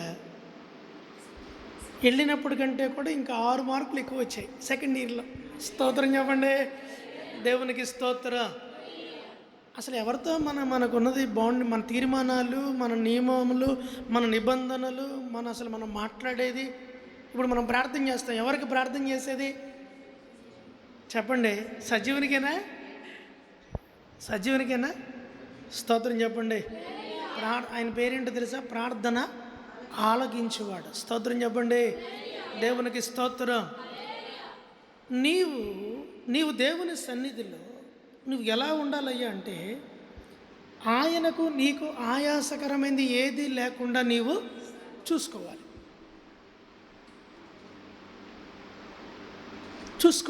అంటే ఎప్పటికప్పుడు నువ్వు ఆయనతో సమాధాన పడాలి. స్తోత్రం చెప్పండి. దేవునికి స్తోత్రం. చాలామందికి సమాధానం దూరంగా ఉంటుంది. ఆయనకున్న వాగ్దానం ఏంటో తెలుసా? యెషయా గ్రంథంలో సమాధానాధిపతి చెప్పండి, ఆయనకేంటి చెప్పండి? సమాధానమునకే ఆయన ఏంటి? అధిపతి. మత్తయి సువార్త 5వ అధ్యాయంలో సమాధానపరచువారు ధన్యులు. స్తోత్రం చెప్పండి. ఇప్పుడు మనందరం ఎవరు? ఏమి ఎతకాలి? కలవరాన్ని ఎతకొచ్చా? ప్రభువు దయాళుడని మీరు రుచి చూస్తే నీ సజీవమైన రాయిలాగా ఆత్మ సంబంధంగా నీవు దేవుని మందిరంలో ఏమవ్వాలి? కట్టబడాలి. స్తోత్రం చెప్పండి. దేవునికి స్తోత్ర. కొంతమంది వస్తారు, వేరే మందిరానికి వెళ్తారు, అక్కడ ఇక్కడ ఇక్కడ అక్కడ అక్కడ అక్కడ ఇక్కడ వెళతారు, వస్తారు. నేను అంటాను, భక్తుడు దావీదు ఒక సాక్ష్యం ఇస్తారు, నేనైతే దేవుని మందిరంలో పచ్చని, స్తోత్రం చెప్పండి, మందిరాలలో కాదు, మందిరాలలో పచ్చని ఒలీవ చెట్లు వలె ఉన్నానని అనలేదు. మందిరంలో, జీవము కలిగిన దేవుని సన్నిధిలో. అది నీ సాక్ష్యమై ఉండాలి. ఆమేన్ చెప్పు. అక్కడ ఇక్కడ వెళ్ళేవారిగా మనం ఉండకూడదు. నీ కొరకు ఏ సేవకునైతే దేవుడు నియమించాడో ఆ సేవకుని నీవు విడిచిపెట్టకూడదు. మన కల్లూరు సంఘంలో 83వ సంవత్సరంలో ఒక సహోదరి వచ్చి ప్రార్థన చేసుకుని దేవుని ఆత్మకార్యం పొందుకున్నారు. ఆశ్చర్యమైన గొప్ప కార్యం పొందుకున్నారు ఆమె. దేవుడు ఆమెకు 4 సంతతిని ఇచ్చారు. ఆమె అప్పటి నుండి నేటి వరకు చేసే ప్రార్థన ఏమిటయ్యా అంటే, ప్రతిరోజు ఉదయకాలంలో తెల్లవారుజామున 4 గంటలకు లేచి కన్నీటితో ప్రభుకి స్తుతి అర్పణ అర్పిస్తుంది. స్తోత్రం చెప్పండి. ఏ సమయంలో ప్రార్థన చేసినా నిలువు మోకాళ్ళు వేసి ప్రార్థన చేస్తారు. ఈ మధ్య ఆమె బలహీనతకు గురయ్యారు, గుండె బలహీనతకు గురైతే పిల్లలతో చెప్పిన మాట ఏంటంటే, గడిచిన సంవత్సరం సాక్ష్యం ఇది, అయ్యా నన్ను తీసుకెళ్ళి మొదటగా నేను ఎక్కడైతే బాగుపడ్డానో ఆ మందిరంలో నన్ను ఉంచండి. నేను మందిరంలో ఆమె క్రమాన్ని గమనిస్తే నాకు అర్థమైంది ఏంటయ్యా అంటే, 42 సంవత్సరముల క్రితము ఏ ప్రార్థన అయితే దేవుని సన్నిధిలో చేసిందో 42 సంవత్సరముల తర్వాత ఆమె వయసు కదండి, ఆమె ఆత్మీయ జీవితము సంఘ విశ్వాసిగా అదే ప్రార్థన మరలా ఆమె దేవుని సన్నిధిలో చేస్తుంది. స్తోత్రం చెప్పండి. దేవునికి స్తోత్రం. కార్యాలు ఎందుకు జరగవు? కార్యాలు ఎందుకు జరగవు? ఆమె మృతం అవ్వలేదు. ఆత్మ సంబంధమైనటువంటి ఒక బలిగా. స్తోత్రం చెప్పండి. నాతో ఏం పని అయ్యగారికి, సంఘంతో నాకేం పని, నా ఇష్టం, సంఘంలో నేను ఎవరి జోలికి వెళ్ళను. కాదు, పౌలు గారు అంటారు ఇంకా లోతైన అనుభవాల్లో, సంఘంలో చేర్చబడిన మనము అవయవములము. స్తోత్రం చెప్పండి. ఈ చెయ్యి కాదు అని చెప్పకూడదు, ఈ కాలు కాదని చెప్పకూడదు. నువ్వు చేర్చబడ్డావు. మనందరికీ శిరస్సు ఎవరు? దేవుడు, యేసు ప్రభు గారు. ఆయన ఆలోచనలు మనందరం ఏక మనసుతో నెరవేర్చే విధంగా ఉండాలి. అసలు అదేంటో కానీ ఒక విచిత్రము, మన దేహంలో ఏ భాగం పనిచేయడం ఆగిపోయినా హోల్ బాడీ మొత్తం డాక్టర్ దగ్గరికి వెళ్ళాలి. నాకు ఇప్పటికీ అదే ఆశ్చర్యం. తెలుసా మీకు ఈ విషయం? తలనొప్పి వచ్చినా ఎక్కడికి వెళ్ళాలి? నడువు నొప్పి వచ్చినా, కాళ్ళు నొప్పి వచ్చినా కాళ్ళు ఒకటి తీసుకుని వెళ్తారు. ఇంట్లో చుట్టాలు ఎవరన్నా అవయవాళ్ళు వేరు చేసి తీసుకెళ్ళే వాళ్ళు ఎవరైనా ఉన్నారా? బాగా ఆలోచించండి. మన అవయవాల్లో ఏది బలహీనపడినా శరీరం మొత్తం వెళ్ళాలి. అట్లా నీకు ఎన్ని రోగాలు ఉంటే అంతమంది స్పెషలిస్టుల దగ్గరికి నువ్వేం చెప్పండి, నీ దేహం మొత్తం వెళ్ళాలి. ఈ మధ్య ఒక సహోదరికి బాగాలేకపోతే గుండె బలహీనత అంటే వెళ్తే సారు ఐడెంటిఫై చేయక గుండె బలహీనత కాదన్నారు. తలనొప్పి వచ్చింది. ఎప్పుడు ఆటోలో వెళ్తే ఏదో తగిలింది, తలనొప్పి వస్తుందని ఆమెకు అలా అనిపిస్తే నరాల డాక్టర్ దగ్గరికి వెళ్ళాము విజయవాడలో. అంత దూరం నుండి వచ్చి ఆమె అన్నారు, చూడగానే ఈమె నా పేషెంట్ కాదు. స్తోత్రం చెప్పండి. తలనొప్పి వస్తే పేషెంట్ కాదు. ఇక్కడ కాదని ఖమ్మం వెళ్ళారు. ఆ రోజు ప్రార్థన, దైవజనులు వచ్చారు అక్కడికి. ప్రార్థనకు ముందు 10,000 రూపాయలు అవ చేసుకుని వచ్చారు. పెద్ద సైతాన్ అది. అయ్యగారు చూసి చెప్పారు, కూటానికి రాగానే మా సైతాన్ మెట్ల కింద ఉంది, మనం ప్రార్థన పెట్టాక వచ్చి మెట్ల కింద దాక్కుందా అన్నారు. ఆ సైతాన్ని 4 రోజుల తర్వాత తను వదిలిపెట్టేట్టు చెప్పింది. అసలు నేను కూటం పెట్టకుండా చేయడానికి ఆ రోజు పొద్దున్న ఇంట్లో గలిబిలు చేసి ఆరోగ్యం బాగాలేదు అది ఇది అని చెప్పేసి ఆమెను ఏం చేశారు, హాస్పిటల్ తీసుకుని వెళ్ళింది. 10,000 అప్పటికప్పుడు కారు తీసుకుని వెళ్ళారు. 10,000 15,000 అవ చేసుకుని వచ్చారు. సైతాను ప్రార్థన పెట్టకుండా చేయాలని అయ్యగారు చెప్పారు. ఫోన్ చేసి చెప్పారు, కూటం క్యాన్సర్ అని అయ్యగారికి ఫోన్ చేస్తే అయ్యగారు ముందే చెప్పారు, అది సైతానయ్య, నువ్వు వెనక్కి తిరగకుండా ముందు ప్రార్థన పెట్టాను. ఇంట్లో ఎవరికి మొహాన్ని నెత్తురు చొక్కలేదు. ఎందుకని? శరీర బలహీనత అనుకుంటున్నారు, అది సైతాన్ అని అనుకోవట్లా. అట అది బాధపరుస్తుంటే మందులకు పోద్దని అనుకుంటున్నారు. ప్రార్థన అయిన తర్వాత అయ్యగారు ప్రార్థన చేసి సైతాన ఆయన ప్రార్థన చేశారు. అది 4 రోజుల తర్వాత చెప్తుంది, అసలు ఆ రోజు ఆ ఇంట్లో ప్రార్థన కూటం జరగకపోతే నేను బయటికి వచ్చేదాన్నే కాదు. ఆయన చూసిండు, ఆయన చూసిండు, ఆయన వచ్చాడు, ఆయన చూసిండు, ఆయన చూసి చెప్పబట్టి నాకు భయం వేసింది. ఆయన చూసిండు. ఆ రోజు నేను మెట్ల కింద దాక్కున్నానని 4 రోజుల తర్వాత అయ్యగారు నాకు చెప్పారు. అది చర్చిలో చెప్తుంది వెళ్ళిపోయే ముందు. ఆ ప్రార్థన పెట్టి నాకు మంట పెట్టారు. నాకు అప్పటి నుంచి కలవరం పుడుతుంది. వాళ్ళు ఎంత ఏదో పెద్ద పాపం చేయలేదు.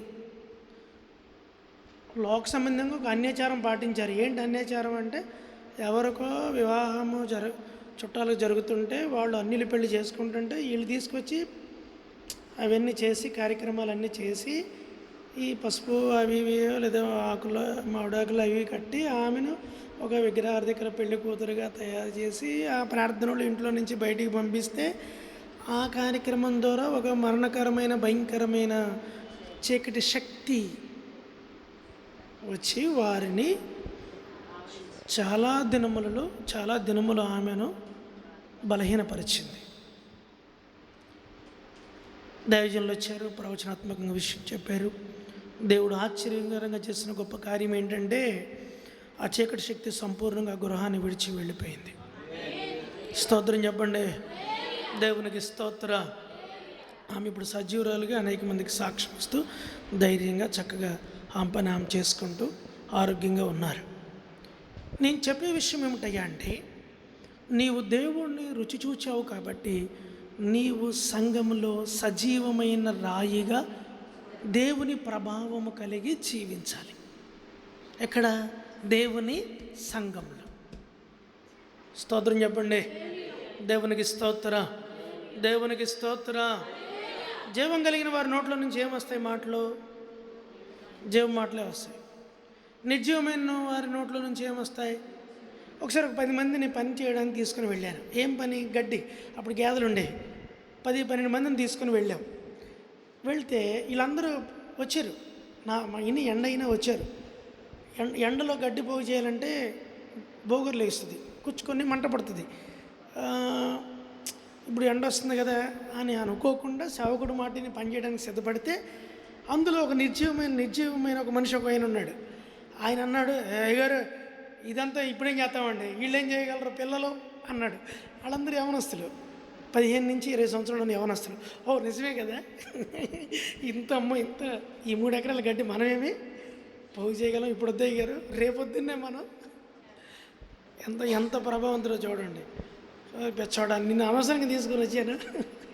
వీళ్ళందరూ విశ్వాసంగా చేయాలని, సేవకుడు మాట వినాలని వాళ్ళందరూ మేము పనిచేస్తామని అంటే, నువ్వు వీళ్ళని ఎక్కడే పని చేయనిస్తావు, నువ్వు ఇక్కడ అవసరం లేదు, నువ్వు కొంచెం దూరంగా వెళ్ళయ్యా, నువ్వు చేస్తే చేసావు, లేకపోతే లేదు, లేదా వేరే పని చెయ్యి, కానీ వీరి జోరికి మటుకు నువ్వు రావద్దని ఆయన పక్కకు పెట్టేసి ఆ మిగతా 9-10 మంది చేత పని చేయించడం జరిగింది. ఉంటారు అలాగే నిర్జీవమైన మాటలు చెప్పేవారు ఉంటారు. అటువంటి వారి మాటలు మనము లక్ష్య పెట్టకూడదు. ఎందుకంటే నీవు దేవుని ప్రభావమును కలిగినటువంటి వ్యక్తివి. ఆ ప్రభావమందు విశ్వాసం ఉంచినటువంటి వ్యక్తివి. స్తోత్రం చెప్పండి, దేవునికి స్తోత్రం. ఇప్పటికీ మా అమ్మగారు చెప్తుంటారు, కఠినమైన పరిస్థితుల్లో మేము దేవుని యందు విశ్వాసం ఉంచి, నేనును మీ నాన్నగారు ఎలాగ మాట కలుపుకొని విశ్వాస సంబంధంగా ఇక్కడ నిలబడ్డాం పరిచర్యలో. స్తోత్రం చెప్పండి, దేవునికి స్తోత్రం. అంటే ఇప్పుడు ఏమవ్వాలి? ఇద్దరి మాట ఏకీభవించాలి, ఇద్దరి మాట ఒకటవ్వాలి. సమ్మతింపకుండా ఇద్దరు కూడి నడుతురని ఉంది వాక్యం. అంటే ఇద్దరు ఏమవ్వాలి? సమ్మతించాలి. అందుకే కృత నిబంధనలు ఇద్దరు ముగ్గురు ఇక్కడ కూడి వస్తారో, ఎవరైతే ఏకీభవిస్తారో వారి మధ్యలో స్తోత్రం చెప్పండి. భార్య భర్తల మధ్యలో ఎవరు ఉంటారు? తండ్రి కుమారుల మధ్యలో, తల్లి కుమారుల మధ్యలో, అత్తా కోడల మధ్యలో, మామ అల్లుళ్ళ మధ్యలో చెప్పండి ఎవరుంటారు? ఇద్దరు ప్రభునామం పేరిట కూడితే, వారి ఆలోచనలు కలిస్తే దేవుడు వాటిని ఏం చేస్తారు? ఫలభరితంగా చేస్తారు. స్తోత్రం చెప్పండి. దేవునికి స్తోత్రం. దేవుని నామమునకే మహిమ కలుగును గాక. కాబట్టి ఆ సజీవమైన రాయిలాగా నీవు ఆత్మ సంబంధమైనటువంటి ఆ సజీవమైన రాయిలాగా మందిరంలో కట్టబడుతూ ఆశీర్వాదకరమైన జీవితాన్ని మనం జీవించే విధముగా ఉండాలి. సేవకుడును ఎప్పుడునూ బాధపరచకూడదు. నీ వలన నా వలన ఎప్పటికీ అభిషక్తునికి దుఃఖము రాకూడదు. మన ప్రవర్తన అలాగూ ఉండాలి. నేను మా నాన్నగారి దగ్గర పరిచర్య చేశాను.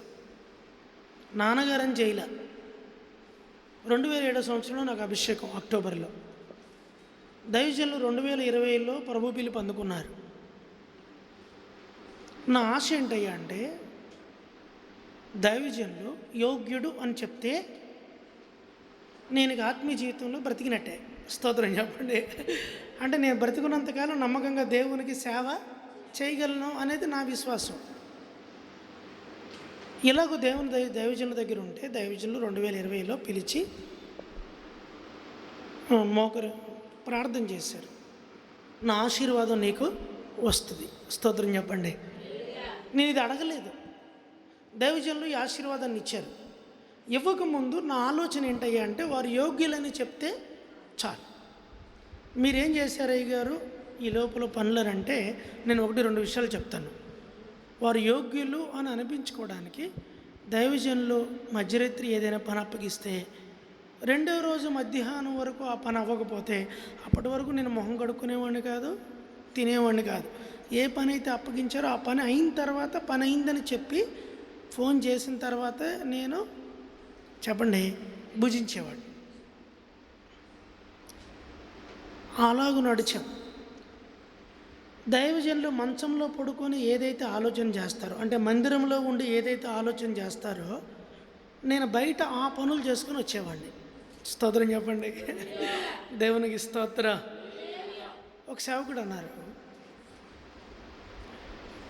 ఒక విషయం చెప్పారు. చెప్పి పలానా విధంగా చేయమన్నారు. నేను అన్నాను కాదు, నాన్నకి ఫోన్ చేద్దాం, నాన్న ఏం చెప్తారో దాని ప్రకారం నడుద్దామంటే సరే చేయండి అన్నారు. ఇంటికి వెళ్ళిన తర్వాత అయ్యగారు అడుగుతున్నారు, నాకు ఆ సమయంలో ఫోన్ చేయాలనే ఆలోచన నీకు ఎలా వచ్చింది అంటే, ఆ దైవజనులు ఒకటి చేశారు. ఒక పని నా మనసులో అది ఉంది, ఇలా చేయాలని ఉంది. అలా చేయడానికి నువ్వు ఫోన్ చేస్తే తప్ప నాకు ఆయన చెప్పడానికి కుదరదు. ఆ సమయంలో నీవు ఎలాగూ ఫోన్ చేసావు. స్తోత్రం చెప్పండి. అంటే దైవజనులు మంచం మీద పడుకొనిన్నప్పుడు చేసిన ఆలోచన ఎక్కడో 80 కిలోమీటర్ల దూరంలో ఉండి నీవు గ్రహించాలి. దైవ సేవకుని యొక్క ఆలోచన నీవు ఎరగాలి. ఆమేన్ చెప్పండి. ఆయన హృదయాలోచన నీకు తెలియాలి. ఏలియా ఎలీషా ఇద్దరు ఉన్నారు, తెలుసు కదా వారిద్దరు. ఎలీషాతో అంటున్నారు, ఇదిగో నీ గురువు కొనుకోబడే నీకు చెప్పకుండానే వెళ్ళిపోతాడు ఆయన. నువ్వు ఇప్పుడు దాకా మేమందరం ఇంత ప్రెస్టేజీగా ఉంటే లేదు నా గురువు అని ఆయన అంటి పెట్టుకుని ఉన్నావు కదా, ఇదిగో ఆయన నిన్ను ఇప్పుడు మోసం చేసి వెళ్ళిపోయే సమయం, ఆశీర్వదించి వెళ్ళిపోయే సమయం కాదు. ఆ చదువుకునే పిల్లలందరూ అంటున్నారు, నీకు చెప్పకుండానే వెళ్ళిపోతాడు అబ్బాయి, నీకు చెప్పకుండానే వెళ్ళిపోతాడు, నీకు తెలీదు ఆయన ఎప్పుడు ఎక్కడ ప్రత్యక్షమవుతాడో తెలీదు. ఇలాగ చెప్తూ ఉంటే ఆయన మౌనంగా చూసి నవ్వి ఊరుకున్నాడు. స్తోత్రం చెప్పండి. దేవునికి స్తోత్ర. అక్కడ నాకు నచ్చిన ఒక మాట ఏంటంటే, యెహోవా జీవము తోడు, నేను నిన్ను విడువను. స్తోత్రం చెప్పు. ఏంటి ఆ బాండింగ్ ఏంటి? వారిద్దరి మధ్య ఉన్న బంధం ఏంటి? యెహోవా జీవము. ఏ నడిపింపది ఉందా? ఇది ఇప్పుడు సంఘానికి వచ్చినప్పుడు సేవకుడు కనబడకుండా వెళ్ళకూడదు. స్తోత్రం చెప్పు. ఖచ్చితంగా నువ్వు ప్రార్థన చేయించుకోవాలి. కొంతమంది తలుపు చాటును దాకా ఉంటారు, కొంతమందికి మోకాళ్ళు వేయటం ఇష్టం ఉండదు, మరి కొంతమందికి అయితే పలకరించడం ఇష్టం ఉండదు, కొంతమందికి అయితే తర్వాత కనబడదాంలే. ఇవన్నీ నువ్వు అనుకుంటావు, నేనున్నాను క్రమంగానే అనుకుంటావు. కానీ సాతాను ఎప్పుడు ఎవరిలో జ్వరపడుతుందో చెప్పండి. అది జ్వరపడ్డప్పుడు లక్షణాలు ఇలా ఉంటాయి. వీటిని జయించేవారిగా నువ్వు ఉండడానికి నీవు దేవుని మందిరంలో సజీవమైన రాయిగా. స్తోత్రం చెప్పు. దేవునికి స్తోత్ర, దేవునికి స్తోత్ర. చాలామంది అంటారు మెలకువ అంటారు, అవునా? యేసుప్రభువు ఏం చెప్పారు? మెలకువ కలిగి నిద్రపోమన్నారా? మెలకువ కలిగి నిద్రపోయేవాళ్ళు ఉంటారు తెలుసా మీకు? కళ్ళు తెరిచి నిద్రపోయేవాళ్ళు ఉంటారు తెలుసా? కళ్ళు తెరిచి నిద్రపోయే వాళ్ళని మనం మెలకుగా ఉన్నారని అనుకుంటామా, నిద్రపోయారని అనుకుంటామా? ఓకే, మెలకువ కలిగి నిద్రపోయే వాళ్ళు కూడా ఉన్నారు. మనం మెలకువ కలిగి ఏం చేయాలి? ప్రార్థన చేయాలి. ఆ అనుభవాన్ని విడిచిపెట్టకూడదు. ప్రార్థన ఎలా చేయాలి తెలియదు. విసుగక నిత్యము, ఇది కూడా ఉందన్నమాట. ఎలా చేయాలి? అసలు నీకు అడిగి ఏసైని అడిగి నీకు అవి విసుగు వచ్చేస్తుంది. మన దేవుడు అంట చెవులు మూసుకునే దేవుడు. చెప్పండి ఆయన. స్తోత్రం చెప్పు. నీకు విసుగు వచ్చినా నువ్వు ఎన్నిసార్లు చెప్పినా ఆయన వింటానే ఉంటారు. కానీ మనం అడగాలంట క్రొత్త నిబంధనలో ప్రార్థనలో మాటి మాటికి గోజాడడాన్ని బట్టి, అంటే విసుగుగా ఏం చేయాలి? గోజాడే ప్రార్థన చేయాలి. నేను విన్నాను, గోజాడే ప్రార్థన విన్నాను. మరణకరమైన బలహీనత కలిగిన వారు అటువంటి ప్రార్థన చేయడం, నా చెవులారా విని వారి ఆయుష్ను పెంచుకోవడం నేను చూచి ఉన్నాను. స్తోత్రం చెప్పండి. అది కూడా దేవుని మందిరంలోనే. ఈ మధ్య ఒక తల్లి చర్చిలో ప్రార్థన చేస్తుంది. తల్లి పిల్లలంటే ఎంత ప్రేమ. ప్రభా, ఒక్కమారు నా బిడ్డను కనికరించయ్యా, నీవు తప్ప నాకు మరి ఒక దిక్కు లేనే లేదు. తల్లి ఏడ్చి గంట సేపు ఏడ్చి ప్రార్థన చేసి వేదిక పట్టుకొని ప్రార్థన చేసి సొక్కి పడిపోయింది ఆమె. దేవుడు కృపతో జ్ఞాపకం చేసుకున్నారు. స్తోత్రం చెప్పండి. దేవునికి స్తోత్రం. కాబట్టి నువ్వు చాలా జాగ్రత్తగా ఆత్మీయ జీవితాన్ని కాపాడుకునేటువంటి దినములు. ఇది అంత్యకాల సమయంలో చివరి దశకు వచ్చినట్టుగా మనకు అనిపిస్తుంది. ఈరోజు న్యూస్ ఏమిటయ్యా అంటే గ్యాస్ లేదు. బైబిల్లో నేను చదివిన కరువు ఏంటంటే, యెహోవా మాట వినకపోవటాన్ని బట్టి వచ్చే కరువు, క్షామము అని రాయబడింది. ఇప్పుడు ఏంటి? ఆహార పదార్థాలన్నీ ఉండి, సౌకర్యాలన్నీ ఉండి, గ్యాస్ లేక వండుకు తినలేక వచ్చేటువంటి అని నాకు ఇక్కడ అయ్యగారు ఇంట్లో కూర్చున్నప్పుడు గుర్తొస్తుంది. గ్యాస్ బండలు చూడగానే అయ్యగారు చాలా మెలకుగా ఉన్నారు, సిలిండర్ తెచ్చి పెట్టుకున్నారు. నేను అబ్బాయిని అడిగాను, ఏంటి గ్యాస్ స్టైట్ వచ్చిందని డాడీ పెట్టారా అని. లేదు అయ్యారు, ఎప్పుడు వండుకోవడానికి తెచ్చారు అని చెప్పారు. పరిస్థితులు ఎలా మారిపోతున్నాయి? నీకు నాకు అనుకూలంగా ఉన్నాయా? స్తోత్రం చెప్పండి. అలాగని కరెంటు పొయ్యిలు కొందామంటే చెప్పండి, ఆన్లైన్లో ఒక్క పొయ్యి కూడా లేదు. గ్యాస్ బండ్లు చెప్పండి లేవు. నేను 3 రోజుల నుంచి ప్రయత్నం చేస్తున్నా, గ్యాస్ బండ్లు దొరకట్లా. స్తోత్రం చెప్పండి. దేవునికి స్తోత్రం. ఈరోజు సంఘ విశ్వాసం అడుగుతున్నాడు, అయ్యారు గ్యాస్ బండ్ అయిపోయి అడిగారా, కావాలని అడిగారా? వండుకోవడానికి లేక గ్యాస్ బండ్ అని అడిగారా, లేకపోతే అంత ఏంటి అని అడిగారు. ఎవరో చూస్తా అన్నారులేండి, అవ్వకపోతే మళ్ళీ ఫోన్ చేస్తానని ఫోన్ పెట్టేశాను. స్తోత్రం చెప్పండి. దేవునికి స్తోత్రం. ఈ యొక్క కఠినమైన పరిస్థితుల్లో ఈ కాలంలో మన విశ్వాసమును మనం కాపాడుకుంటూ దేవుని మందిరంలోనే మనము ఎదగాలి. దేవుని మందిరంలో జయించే వారిని దేవుడు అంటే స్తంభములుగా, స్తోత్రం చెప్పండి, దేవుడు ఎలా నిలబెడతారు? స్తంభాలు. నువ్వు ప్రార్థన చేయాలి, ప్రభా నా కుటుంబము నీ మందిరంలో ఒక స్తంభంగా నిలబడాలి.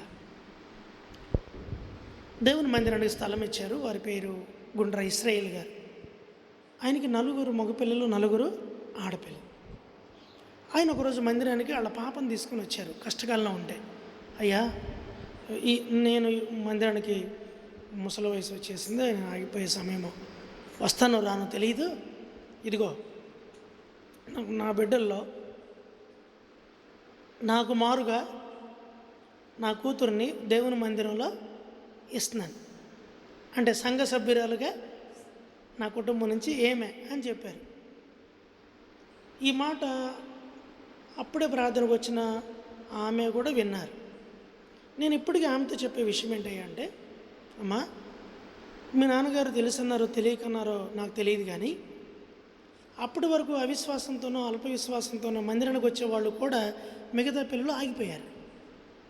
ఈమె కింద పిల్లలు మటుకు ఖచ్చితంగా మందిరానికి వస్తున్నారు, ఆజ్ఞలు అనుసరిస్తున్నారు. స్తోత్రం చెప్పండి. నేను నేర్చుకున్నది ఏంటయ్యా అంటే, ఆ రోజున వాళ్ళ తండ్రి, అయ్యా నా 8 మంది పిల్లలు దేవుని సన్నిధికి నడిపించబడాలి అని ఒక్క మాట అనున్నట్టయితే దేవుడు పిల్లలందరికీ దేవుని మందిరంలో పాలు పంపులు దేవుడు ఇచ్చేవారు. వస్తారు పిల్లలు, మిగతా వారు కూడా వస్తారు, కానీ ఆత్మకార్యాల కొరకు వస్తున్నారు. కానీ మందిరంలో సజీవమైన రాళ్ల వలె కట్టబడే సాక్ష్యాన్ని వారు కలిగి లేరు. నీవు ప్రార్థన చేయాలి. మనం నిలబడుతున్నామంటే తర్వాత మన సంతతి కూడా దేవుని సన్నిధిలో నిలబడాలి. స్తోత్రం చెప్పండి బిగ్గరగా. దేవునికి స్తోత్రం, దేవునికి స్తోత్రం. ఒక తరంతో విడిచి పెట్టకూడదు. సాక్ష్యం ఉండాలి. ఎంతకాలం నుండి సునామీరాలు ఎలీషా విషయంలో అనుకుంటుంది, నా ఇంటికి వచ్చి చూపవచ్చున్న ఎవరండి? భక్తి కలిగిన. భక్తి కలిగిన అంటే ఏంటి? మీరు భక్తులు కదా? స్తోత్రం చెప్పండి. భక్తి కలిగిన అంటే దేవుని శక్తిని నిరూపించటం. స్తోత్రం చెప్పండి. భక్తి అంటే ఏంటి? దేవుని శక్తిని నిరూపించటం. మన చిన్నవాళ్ళమైన అయ్యగారులే కాదు దేవుని శక్తిని నిరూపించేది, విశ్వాసులు కూడా ప్రభు శక్తిని చెప్పండి నిరూపించాలి. చిన్న వయసులో ప్రార్థనకు వస్తుంది ఒక ఆమె, అన్యులు, ఆమె కడుపులు నొప్పి వచ్చింది. ఆపరేషన్ చేయాలంటే ఆ రోజుల్లో ఆపరేషన్ చేస్తే, పెళ్ళి వివాహం కాకముందు ఆపరేషన్ అయితే అలాంటి అమ్మాయిని చేసుకోవడం తక్కువ. 30 ఏళ్ల క్రితం ఆపరేషన్ అంటే భయం, నాగరికత ఇంత లేదు. 96-97 సంవత్సరాల్లో ఆమె దేవుని సన్నిధికి వస్తే దేవుడు ఆమెను ఆశ్చర్యకరంగా కడుపులు నొప్పి ముట్టి బాగు చేశారు. స్తోత్రం చెప్పండి. వాళ్ళ తండ్రి గారు ఊరిలో ఒక భయంకరమైన వ్యక్తిగా ఉంటారు. ఆయనకి భయపడతారు, భయంకరంగా ఉంటాడు మనిషి.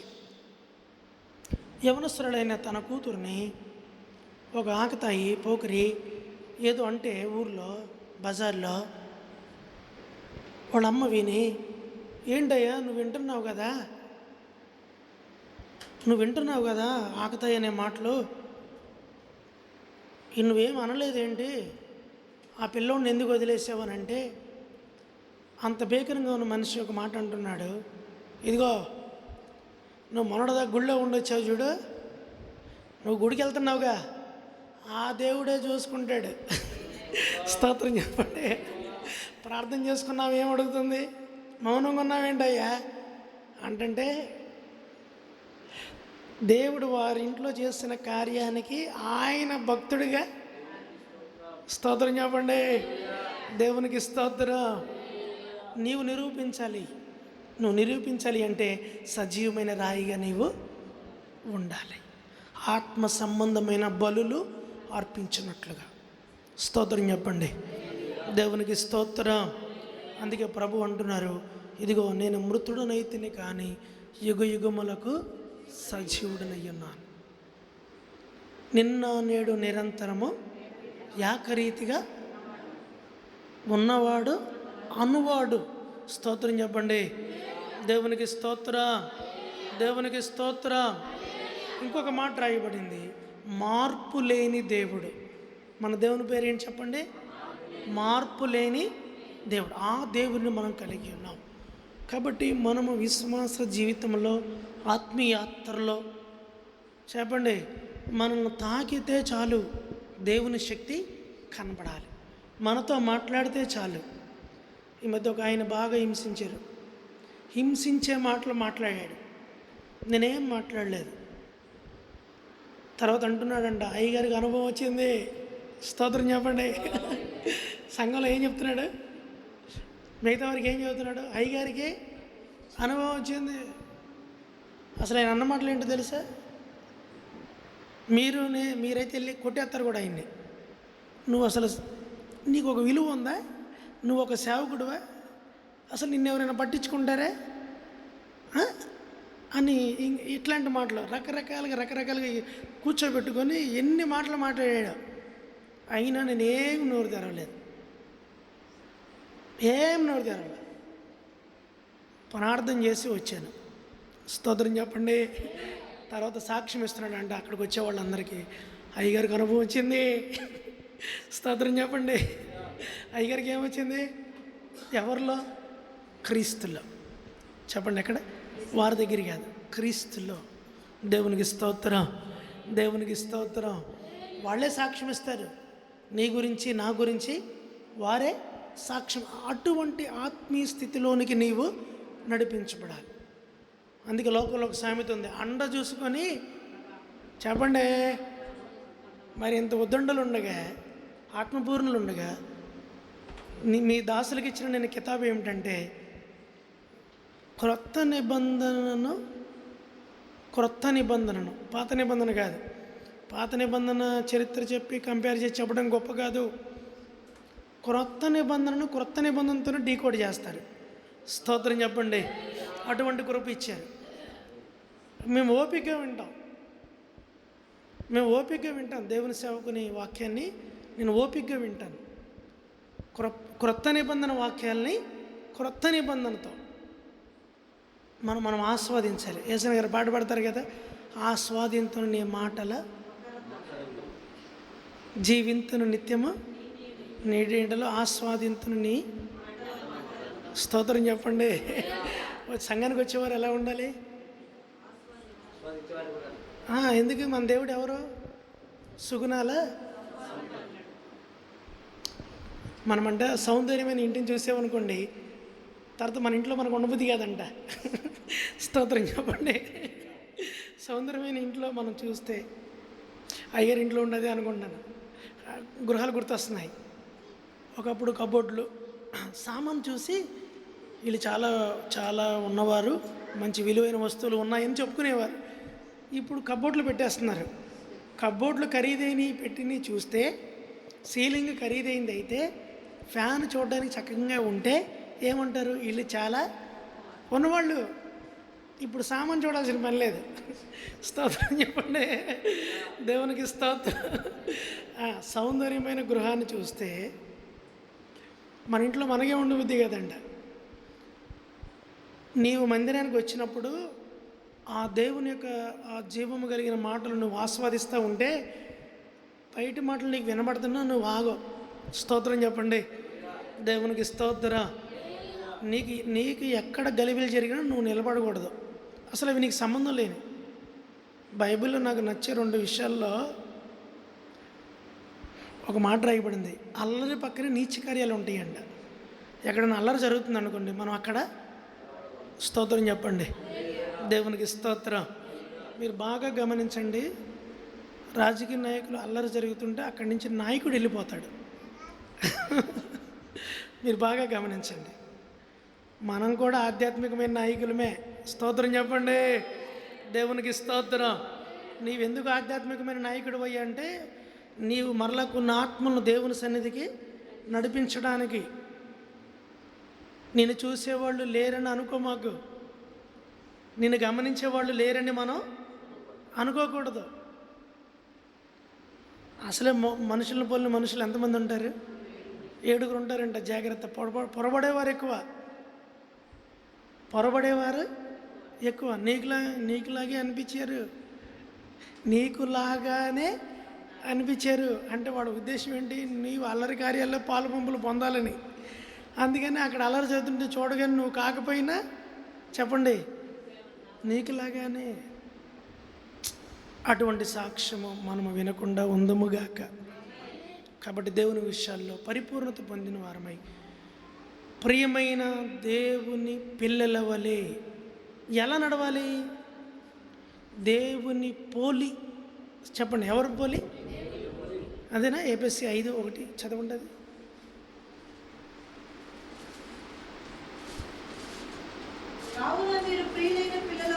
చాలు చాలు చాలు. ఏ పిల్లల వలె? ప్రియులైన పిల్లల వలె. మనకు కొంతమంది అంటారు, నీవు ఏమండి పిల్లల మనసు లేత మనసులండి. స్తోత్రం చెప్పండి. పిల్లల మనసులు ఏంటివి? వారికి ఏం తెలియదు, అర్మకరం తెలియదు, తీర్పు తీర్చడం తెలియదు. ప్రభు అన్నారు ఇలాంటి వారిదే. స్తోత్రం చెప్పండి. దేవునికి స్తోత్రం. ఇక్కడ చదువుకున్న వాక్యంలో కూడా చదవండి. 1 పేతురులో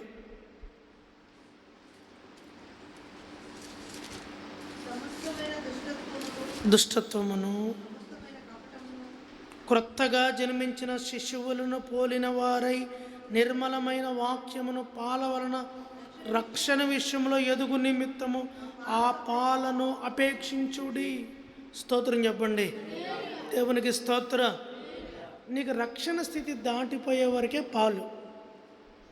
ఆ తర్వాత ఏం కావాలి చెప్పండి? ఆ తర్వాత ఏం కావాలి? సాధకము చేయబడిన జ్ఞానేంద్రియములు. మాంసం కూర ఉడుకుతుంది అనుకోండి, పిల్లలు ఏమంటారు? నువ్వేం పెట్టినా తినరు. చెప్పండి, మరలా ఏ కూర పెట్టాలి?